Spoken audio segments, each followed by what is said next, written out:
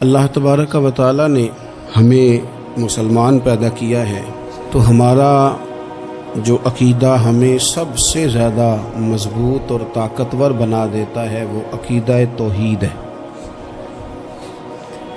ہمارا یہ عقیدہ ہے کہ ہمارے حق میں ہمارے حال پہ جو بھی فیصلہ فرمائے گا وہ ہمارا رب ہی فرمائے گا۔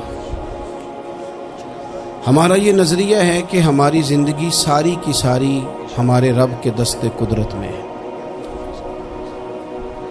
یہ وہ عقیدہ ہے جو انسان کو بہت ساری پریشانیوں سے، آزمائشوں سے، تکلیفوں سے محفوظ کر لیتا ہے۔ انسان طاقتور ہو جاتا ہے جب وہ سمجھتا ہے کہ سارا کچھ میرے رب کے دست قدرت میں ہے۔ پھر وہ کوئی تخریب نہیں کرتا، کوئی غلط رستہ اختیار نہیں کرتا، کوئی چور دروازہ اختیار نہیں کرتا، بلکہ وہ اپنے رب کی رضا پہ راضی رہنے کا عادی ہو جاتا ہے۔ اب اللہ تبارک و تعالیٰ نے ایک قانون بنایا ہے، اور قانون ہمیں رب کریم نے اس طرح سمجھایا ہے کہ یہ ضروری نہیں ہے کہ جو تم طلب کر رہے ہو یا جو تم چاہ رہے ہو وہی ہو، اور وہ ہو تو وہ تمہارے حق میں بہتر بھی ہو۔ چیز ہے جو انسان کے ذہنی سکون کے لیے، قلبی اطمینان کے لیے، دل کی ڈھارس کے لیے بہت ضروری ہے۔ کوئی ضروری ہے کہ جو ہم چاہ رہے ہوں وہ بالکل ٹھیک ہی ہو اور وہ ہمیں مل ہی جائے؟ یہ کوئی ضروری ہے؟ کبھی بھی اپنی زندگی میں اس طرح کی تڑپ نہ پیدا کریں، ورنہ آپ بے چین ہو جائیں گے۔ آپ کی زبان پر کئی شکوے آئیں گے، کئی شکایتیں آئیں گی، آپ بہت ساری جگہوں پہ نافرمانی والے جملے بول دیں گے معاذ اللہ۔ بس رب جو فیصلہ کرے اس پہ راضی رہنا سیکھیں۔ میں نے قرآن مجید کی آیت پڑھی ہے سورہ انبیاء میں سے، ذرا دیکھیے میرے رب کریم نے قانون کیا بیان کیا۔ فرما کل نفس ذائقۃ الموت، ہر جان نے موت کا ذائقہ چکھنا ہے۔ یہ پہلے یہ جملہ کہا اور اسی سے ملتا جلتا جملہ آخر میں کہا، اور درمیان میں کیا کہا؟ فرمایا کل نفس ذائقۃ الموت، ہر جان نے موت کا ذائقہ چکھنا ہے۔ وَنَبْلُوكُمْ بِالشَّرِّ وَالْخَيْرِ فِتْنَةً، فرمایا ہم تمہیں آزمائیں گے بھلائی کے ذریعے بھی اور برائی کے ذریعے بھی، ہم تمہیں آزمائیں گے۔ وَإِلَيْنَا تُرْجَعُونَ، اور تمہیں ہماری طرف ہی لوٹ کے آنا ہے۔ پہلے کہا ہر نفس نے موت کا ذائقہ چکھنا ہے، آخر میں فرمایا کہ تم ہماری طرف ہی لوٹ کے آؤ، اور بیچ میں کیا فرمایا؟ وَنَبْلُوكُمْ بِالشَّرِّ وَالْخَيْرِ فِتْنَةً، ہم تمہیں برائی کے ساتھ بھی آزمائیں گے، بھلائی کے ساتھ بھی آزمائیں گے، صحت دے کے بھی آزمائیں گے، بیماری دے کے بھی آزمائیں گے۔ نرا زوالی آزمائش نہیں ہوتا، عروج بھی آزمائش ہوتا ہے۔ نری بھوک کی آزمائش نہیں ہوتی، زیادہ پیسے بھی آزمائش ہوتے ہیں۔ انسان کے لیے صرف اس کا کمزور جسم ہی آزمائش نہیں ہوتا، اس کا طاقتور وجود بھی آزمائش ہوتا ہے۔ فرمایا ہم تمہیں آزمائیں گے، بس خیال رکھنا کہ وَإِلَيْنَا تُرْجَعُونَ، لوٹ کر تمہیں ہمارے پاس ہی آنا ہے۔ اور میرے نبی پاک صلی اللہ تعالیٰ علیہ وآلہ وسلم ارشاد فرماتے ہیں، رب جب کسی قوم سے محبت کرتا ہے تو انہیں آزمائش میں مبتلا کر دیتا ہے۔ پھر فرمایا اگر وہ اس پر صبر کریں، اللہ کی قضا پہ راضی رہیں، تو پھر اللہ بھی ان سے راضی ہو جاتا ہے، اور اگر وہ ناراضگی کا اظہار کریں کہ یہ مصیبت کیوں آئی تو پھر اللہ بھی ناراض ہو جاتا ہے۔ اللہ تبارک و تعالی ضرور آزمائے گا، خیر کے ساتھ بھی اور پریشانی کے ساتھ بھی۔ انسان پریشان اس وقت ہوتا ہے کہ جب وہ محنت کرتا ہے تو وہ کہتا ہے نتیجہ میری مرضی کا آنا چاہیے، یہ اس کا سب سے بڑا نقصان ہے۔ آپ رزلٹ کبھی اپنی مرضی کا نہ مانگیں، یہ دعویٰ ہی ٹھیک نہیں۔ بہت سارے لوگوں کو جانتا ہوں جو کہتے ہیں میں بندہ بھی ٹھیک ہوں بھی دیانتدار، محنت بھی بڑی کرتا ہوں، توجہ بھی میری پوری ہے، پر پھر بھی معاملہ صحیح کیوں نہیں ہوتے؟ تو میں کہتا ہوں پہلی باتیں ساری ٹھیک تھیں، آخری والی غلط ہے۔ اس لیے کہ محنت آپ کریں ساری، پر بندے نے رہنا تو بندہ ہی ہے نا۔ ساری محنت کر کے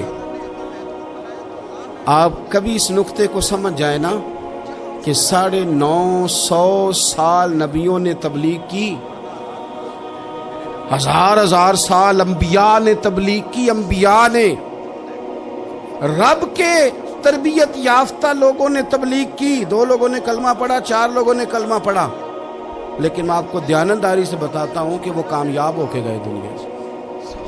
انبیاء کامیاب ہوئے، کیوں؟ اس لیے کہ رب نے انہیں کہا تھا جا کے پیغام دینا ہے، یہ نہیں کہا تھا کہ بندوں کا بدلنا بھی ضروری ہے۔ ہمارے بچے پتہ کیا کرتے ہیں؟ وہ فٹافٹ نہ پریشان ہو جاتے ہیں۔ نبیوں کے ذمہ تبلیغ کرنا ہے، یہ ان کا ذمہ نہیں کہ لوگ ضروری کلمہ پڑھیں۔ ہدایت تو رب کریم کے دستے قدرت میں۔ انبیاء خلوص سے، للہیت سے جد و جہد کرتے رہے، لیکن انہوں نے یہ نہیں کہا کہ مالک اتنی محنت کی ہے بندے ٹھیک ہی نہیں ہوتے، یہ نہیں کہا انہوں نے، اس لیے کہ جو ان کی ڈیوٹی تھی انہوں نے ڈیوٹی صحیح کی۔ ہم نے اپنی ڈیوٹی کرنی ہے۔ پریشان اس وقت ہوتے ہیں جب نتیجہ اپنی مرضی کا مانگتے ہیں، نتیجہ نہ اپنی مرضی کا مانگے، رزلٹ نہ اپنی مرضی کا مانگے۔ وہ جناب پیر صاحب میں فلانا وظیفہ بھی پڑھتا ہوں، فلانا وظیفہ بھی پڑھتا ہوں، فلانا وظیفہ بھی پڑھتا ہوں، دل نہیں صاف ہوتا، تو میں نے کہا یہ تو اللہ نہیں کر رہا ہے۔ آپ ڈیوٹی کریں، آپ کام کریں جو آپ کے ذمے لگایا گیا، اس میں وہ قضا نہ کریں آپ، باقی اللہ تعالیٰ کرم نوازی فرمائے گا۔ دیکھیں ایک بادشاہ تھا، اس کی سلطنت میں نا وہ قوم بنانا چاہتا تھا۔ ہمارے بادشاہ، ہمارے حکمران قومیں نہیں بناتے، لوگوں کو اپنے حق میں قائل کرتے ہیں۔ اس لیے کبھی بھی ہمارے ملک میں قومی سوچیں عام نہیں کی جاتی، ذاتی سوچیں عام کی جاتی ہیں، ملی باتیں نہیں کی جاتی، ذاتی باتیں کی جاتی ہیں۔ وہ چاہتا تھا کہ میری قوم بن جائے۔ اس کا ایک ہیرا سلطنت میں سے گم ہو گیا، تو اس نے اعلان کیا، اس نے کہا کہ جو بندہ ہیرا تلاش کر کے لائے گا اسے انعام دوں گا۔ ساری قوم نکل کھڑی ہوئی ہیرا تلاش کرنے پر، ادھر بھی لوگ گئے، ادھر بھی لوگ گئے، خشکیوں میں، دریاؤں میں، جہاں جہاں جس کی پہنچ تھی، جنگلوں میں، وادیوں میں، گھروں میں، بستیوں میں لوگوں نے ڈھونڈا۔ ساری قوم ایک ہیرا تلاش کر رہی ہے۔ بالآخر سب لوگ جمع ہو گئے ایک میدان میں۔ ایک بندہ اوپر چڑھا بادشاہ کے پاس، وہ اونچی جگہ پہ کھڑا تھا۔ اس نے کہا جناب یہ ہیرا مل گیا ہے۔ اب جب ایک کو ہیرا مل گیا تو باقیوں کے چہرے اتر گئے کہ یہ کامیاب ہوا، ہم ناکام ہوئے۔ بادشاہ چونکہ ان کی تربیت کے لیے یہ کام کر رہا تھا، اس نے کہا تمہارا کیا خیال ہے کہ اس ہیرے کے بغیر میرا گزارا نہیں تھا؟ کہ تمہارا کیا خیال ہے کہ ہیرا میری سلطنت سے نکل گیا تو مجھے زوال آ جائے گا؟ اس نے کہا یہ تو ایک ہیرا ہے۔ اٹھا کے پھینکا، دیوار کے ساتھ لگا، ہیرا ٹوٹ گیا۔ اس نے لوگوں سے کہا تمہارے چہرے اترے ہوئے ہیں، میں تمہیں ایک بات سمجھانا چاہتا ہوں، ہیرا ایک ہی تھا، ایک ہی بندے کو ملنا تھا۔ میں نے انعام کا اعلان تو یہ کیا تھا نا کہ جو ہیرا ڈھونڈ کے لائے گا اسے انعام دوں گا، لیکن اب میں تمہیں بتاتا ہوں کہ میں تم سب کو انعام دوں گا، اس لیے کہ ہیرا ایک تھا، ملنا ایک کو ہی تھا، سب کو مل سکتا نہیں، لیکن انعام اس لیے سب کو دوں گا کہ ہیرا ڈھونڈنے پر انعام نہیں دے رہا، میں کوشش کرنے پہ انعام دے رہا ہوں کہ تم نے کوشش تو کی، تم نکلے تو صحیح، جد و جہد تو کی۔ کچھ لوگ کہتے ہیں کہ ہمیں ہیرا مل بھی جائے، او خدا کے بندے ہیرا ایک ہے، ہیرا ملنا کمال نہیں، محنت کرنا کمال ہے۔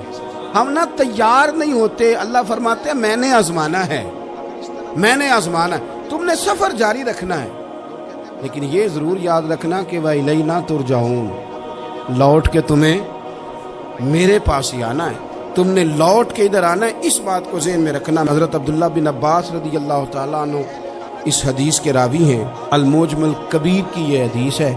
اللہ کے پیارے رسول صلی اللہ تعالیٰ علیہ وسلم ارشاد فرماتے ہیں کہ جس بندے کو 4 چیزیں مل گئی نا، اسے اللہ تعالیٰ نے دنیا اور آخرت کی بھلائیاں عطا فرما دی۔ 4 چیزیں جس شخص کو نصیب ہو گئی۔ یا رسول اللہ کون سی؟ حضور فرماتے ہیں جس کو شکر کرنے والا دل مل گیا، اور کریم محبوب فرماتے ہیں جسے اللہ تعالیٰ کا ذکر کرنے والی زبان مل گئی، اور حضور فرماتے ہیں جسے مصیبت پر صبر کرنے والا بدن مل گیا، اور جسے ایسی بیوی مل گئی جو نہ اس کے مال میں خیانت کرے گی، نہ اس کی عزت میں خیانت کرے گی۔ جسے یہ 4 چیزیں مل گئیں وہ خوش نصیب ہے، دنیا بھی بن گئی، آخرت بھی بن گئی۔ کامیابی صبر آ جانے کا نام ہے، کامیابی شکر حاصل ہو جانے کا نام ہے، کامیابی میرے عزیز یاد رکھ لیں کہ انسان اللہ کے ذکر میں لگ جائے تو اس کا نام ہے کامیابی۔ ہم نے کس کو سمجھ لیا؟ اپنی زندگی میں ایک تو محنت کریں، نتیجہ اللہ بچے۔ دوسری بات، امیدیں ذرا چھوٹی وابستہ کریں، لمبی نہ بنائیں۔ ایک ہے منصوبہ سازی کرنا مستقبل کی، وہ غلط نہیں۔ میرے نبی پاک علیہ السلام کا فرمان کاش کبھی ہم سمجھ جائیں۔ حضور نے ایک دن صحابہ سے فرمایا تھا حیا کرو، کہا صحابہ سے، سمجھایا ہمیں، فرمایا حیا کرو۔ یا رسول اللہ کس بات سے؟ فرمایا وہ والا مال کماتے ہو جو کھا ہی نہیں سکتے، اور وہ والے مکانات بناتے ہو جن میں تم رہ ہی نہیں سکتے، اور ان چیزوں کا سوال کرتے ہو جن کی تمہیں ضرورت ہی نہیں۔ اتنے لمبے محلات، اتنا لمبا چوڑا مال، اتنا لمبا چوڑا پیسہ، اتنی لمبی امیدیں، اتنی لمبی داستانیں، انسان کمزور ہو جاتا ہے، ساری زندگی حساب کتاب میں بیت جاتی ہے۔ دیکھیں نا، حضور علیہ السلام نے فرمایا یہ جو غریب لوگ ہیں نا، یہ مالداروں سے 50,000 سال پہلے جنت میں داخل ہو جائیں گے۔ کیوں؟ اس لیے کہ جس کے بیگ زیادہ ہوتے ہیں نا، ایئرپورٹ پہ پھنس جاتا ہے، الجھ جاتا ہے۔ وہ کبھی ایک آیا، دوسرا نہیں آیا، تیسرا نہیں آیا، چوتھا نہیں آیا۔ اور جو ہینڈ کیری والے ہوتے ہیں نا، 2 جوڑے، وہ تو بس جناب سب سے پہلے وہی نکلتے ہیں، اور ان کی گاڑی بھی کسی رش میں نہیں الجھتی، گھر وقت پہ پہنچ جاتے ہیں۔ مال تھوڑا تو حساب بھی تھوڑا۔ تو ہم نا لمبی امیدوں کے چکر میں اس لیے پریشان ہے۔ رب کہتا ہے وَإِلَيْنَا تُرْجَعُونَ، تم نے اپنے گھر واپس آنا ہے، تم نے ادھر لوٹنا ہے، تم اتنے لمبے چوڑے معاملات کا شکار نہ ہو جانا۔ تیسری بات جس کو آپ ضرور سمجھیں گے اور اس پر آپ غور کریں گے، بندوں پر اعتماد کرنا چھوڑ دیں، اللہ پر اعتماد کریں۔ ایک اعتماد ہے اللہ کے نیک بندوں کا، دعاؤں کا اعتماد، نسبتوں کا اعتماد، اس کی بات نہیں کر رہا میں، دنیا داروں، سیٹھوں، نوابوں، جاگیرداروں پر اعتماد کی بات کر رہا ہوں۔ اعتماد خلق چھوڑ دیں، اعتماد خالق کریں۔ بندوں پر بھروسہ نہیں، بھروسہ اللہ کی ذات پر۔ جو بندہ رب کی ذات پر بھروسہ کرتا ہے مضبوط ہو جاتا ہے، طاقتور ہو جاتا ہے، کمزور نہیں پڑتا۔ یہ ضروری نہیں کہ آپ کے دوست مخلص نہیں تھے تو اس لیے آپ کا کام نہیں ہو سکا، یہ ضروری نہیں ہوتا۔ ہو سکتا ہے آپ کے دوست پورے مخلص ہوں، تعاون بھی پورا کرنے کو تیار ہوں، پر رب کریم کا ارادہ قدرتی نہ ہو کہ آپ کا کام ہو۔ کیا کر لیں گے آپ کے احباب، آپ کے دوست کیا کر لیں گے؟ اللہ کا ارادہ قدرتی نہیں۔ شاید اسی لیے کسی درویش نے کہا تھا کہ خوش نصیب وہ ہے جو اپنے نصیب پہ راضی ہے۔ وہ شاید زیادہ نصیب والا ہے جو اپنے نصیب پہ خوش ہو گیا۔ عزیز دوست، چیزوں کو سمجھ لیں اور اچھی طرح سے آپ سمجھ لیں کہ ہو سکتا ہے کہ آپ کے دوست آپ کو پورا کندھا دینا چاہ رہے تھے، وہ تیار تھے، پر اس وقت آپ کا نصیب ہی کچھ اور تھا۔ آپ ان خزانوں پر زیادہ توجہ کریں جو خزانے رب کے پاس ہیں۔ ہمیں اپنے تعلقات پر بڑا بھروسہ ہوتا ہے، ہمیں بڑا پتہ ہوتا ہے اتنے لوگوں سے میرا جرانہ ہے، فلانے سے میرے دوستی ہے، اور بھئی یہ سارے کام تب ہوں گے جب رب چاہے گا۔ بہترین ڈاکٹر کے پاس جا کے دوا کھا لے میرے عزیز، شفا تبھی ہوگی جب میرا اللہ چاہے گا۔ سارے ٹیسٹ کر لیے ہیں ڈاکٹر نے مریض کے، ساری رپورٹیں آ گئی ہیں، ہر چیز ٹھیک ہے، لیکن نہ وہ کھا پاتا ہے، نہ وہ سو پاتا ہے، نہ وہ چل پاتا ہے، نہ وہ ہنس پاتا ہے۔ اس نے پوری دنیا جہاں تک اس کی دوڑ تھی اس نے لگا لی، لیکن لازمی نتیجہ یہ نکلتا ہے کہ اسے کہنا پڑتا ہے کہ ہوگا وہی جو میرا رب چاہے گا۔ اس لیے جو خزانے میری جیب میں، آپ کی جیب میں ہیں، جو تعلقات ہمارے ہیں، ان تعلقات پر بھروسہ نہ کرو، بلکہ وہ خزانے جو اللہ کے پاس ہیں ان پر بھروسہ کریں، آپ مضبوط ہو جائیں گے۔ داتا گنج بخش علی اجمیری قربان جائیں، گنج بخش فیض عالم مظہر نور نا کی سارا پیر کامل اور کامل آرا رہنما۔ اس ملک کے وطن عزیز کا جو لوگ حسن ہے نا، ان میں بڑے بڑے تارے ہیں، پر اس وطن کا جو چاند ہے وہ داتا گنج بخش علی اجمیری ہے۔ داتا صاحب چاند ہے میرے وطن کا۔ اس وطن میں جو چمکے گا وہ داتا علی اجمیری سے فیض لے کے چمکے گا۔ یہ کمال ہے۔ وہ کہتے ہیں کہ علاقے میں قحط پڑ گیا تھا، گندم کا ایک دانہ لوگوں کو میسر نہیں تھا، بارش نہیں ہوئی، سالوں بیت گئے، لوگ بڑے پریشان تھے، بڑی آزمائش میں تھے۔ ہر بندہ تکلیف میں تھا. بازار میں لوگ آتے تھے تو سہمے سہمے سے، ڈرے ڈرے سے، پریشان پریشان سے. قحط ہے، آزمائش ہے، مجبوری ہے، جانور بھوکوں مر رہے ہیں. اللہ تبارک و تعالیٰ کی طرف سے لوگوں پر ایک آزمائش ہے، لوگ صبر کر رہے ہیں. کہتے ایک غلام بازار آیا تھیلا لے کے کچھ خریدنے. آیا بھی تو اٹکیلیاں کرتا اور چیزیں خریدی تو ہنستے ہوئے اور جانے لگا تو مسکراتے ہوئے. پریشانیوں میں، دکھوں میں کو بندہ اگر اس طرح ہنسے تو بعضوں کا طبیعت چڑ جاتی ہے کہ یار ہم پریشان ہیں، تجھے کس بات کی خوشیاں چڑھی ہوئی ہیں. کہتے ہیں لوگوں نے بازو تھام کے غصے سے کہا تو اتنا خوش کیوں ہے جب سارا شہر پریشان ہے، سارا ملک آزمائش میں ہے، تو اتنا کیوں ہنس رہا ہے؟ کہنے لگا تم ہوگے پریشان. میں جس کا غلام ہوں نا، میرا جو آقا ہے اس نے اپنے برتن بڑے پہلے گندم سے بھر لیے تھے. میرے آقا کے بڑولے بھرے ہوئے ہیں، لہذا میں کسی پریشانی میں نہیں ہوں، خوش ہوں.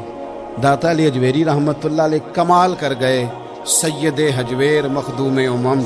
داتا صاحب فرماتے ہیں اگر تیرا اور میرا رب کے خزانوں پر اتنا بھی یقین ہو جائے نا جتنا اس غلام کا اپنے آقا کے خزانے پہ ہے، تو پھر ہم ہر وقت رو کے نہ دکھائیں، پھر ہر وقت ہم غربتوں کے رونے نہ روئیں، پھر ہر وقت ہم یہ مایوسیوں کی کہانیاں نہ سنائیں. لوگ اگر کہیں کہ بڑے دکھ ہیں، بڑی آزمائش ہے، بڑی پریشانی ہے، دنیا بڑی تکلیف میں، بیماریاں آ گئیں، آفتیں آ گئیں، تو بندہ مومن ہنس کے کہتا ہے تم پریشان ہوگے، ہم تو جس رب کے ماننے والے ہیں اس کے خزانے بھرے ہوئے ہیں.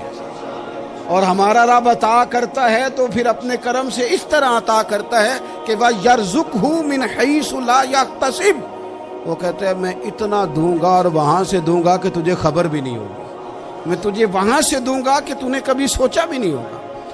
آپ اگر چاہتے ہیں کہ زندگی سکون میں آ جائے، سکون میں، تو لوگوں کی جیبوں پہ نظر چھوڑ دیں، رب کے خزانوں پہ نگاہ جمائیں. اتنا نوازتا ہے، اتنا نوازتا ہے، اتنا نوازتا ہے کہ انسان حیران ہو جاتا ہے کہ مجھے اتنا بھی مل سکتا ہے. ایک بات یہ میرے عزیز کہ اپنی زندگی میں نا دعووں سے بچے، دعووں سے بچے. لفظوں اور عمل اور اٹھنے بیٹھنے، اس میں کسی بھی قسم کے تکبر سے اپنے آپ کو بچائیں. بندہ یہ اچھا لگتا ہے وہ اگر دعووں پہ اتر آتا ہے نا، کہانیوں پہ اتر آتا ہے اور داستان سرائی پہ اتر آتا ہے اور وہ لوگوں کو آئینے دکھانے شروع کر دیتا ہے اور اسے تقوی کا ہیضہ ہو جاتا ہے، نیکی کا بخار چڑھ جاتا ہے، تو پھر بھی وہ پریشان ہو جاتا ہے. اس لیے کہ جب انسان پرہیزگاری کی اینک لگا لے تو اسے باقی سارے لوگ گناہگار نظر آتے ہیں. آپ اگر سکھی رہنا چاہتے ہیں نا تو عاجزی اختیار کریں. کیوں کہ جب آپ عاجزی اختیار کریں گے تو آپ کو اللہ کی مخلوق اچھی لگنے لگ جائے گی. کیوں کہ آپ اپنے سے بھی کسی کو بہتر سمجھتے ہیں. جب تک آپ میں تکبر ہے، میں نے دیکھا ہے کہ لوگ تکبر کا شکار ہو جاتے ہیں، کسی کو جھوٹا، کسی کو بددیانت، کسی کو فراڈیا، کسی کو دھوکے باز، کسی کو ڈاکو، کسی کو چور، کسی کو غدار، کسی کو فلانا، کسی کو فلانا. اصل بات کیا ہے؟ اصل بات یہ ہے کہ اس شخص کے دماغ کے اندر تکبر کا سودا سما گیا، یہ کسی چکر میں پڑ گیا ہے، اس کو ہیضہ ہو گیا ہے پرہیزگاری کا. یہ سمجھنے لگے کہ جو میں سوچتا ہوں وہ صرف وہی ٹھیک ہے. تیرا یہ دعویٰ ہے کہ ساری مخلوق ٹھیک نہیں، اور میرا رب فرماتا ہے لَقَدْ خَلَقْنَا الْإِنسَانَ فِي أَحْسَنِ تَقْوِيمٍ. میں نے مخلوق بنائی بڑی سونی ہے. ہم نا جب یہاں آ جاتے ہیں نا، یہاں ایک شخص تھا جس کا نام تھا بلعم بن باورا. یہ بڑا مستجاب الدعوات تھا، جو دعا مانگتا تھا اللہ قبول فرما لیتا، پرہیزگار تھا. اسم اعظم اللہ نے اسے عطا کر دیا. حضرت موسیٰ علیہ السلام کے دور میں حضرت موسیٰ علیہ السلام نے جب اپنی قوم کو لے کے جبارین کے خلاف جہاد شروع کیا، نکلے تو اس طرف آنا تھا جس طرف یہ رہتا تھا. لوگ سارے اکٹھے ہو کے اس کے پاس آئے، آگے کہنے لگے حضرت موسیٰ علیہ السلام آ رہے ہیں اپنی قوم کو لے کے حملہ کرنے کے لیے، تو دعا کر دے، معاذ اللہ نبی کے خلاف دعا کر دے، تو بد دعا کر دے تاکہ وہ آ نہ سکے، تیری دعائیں قبول ہوتی ہیں.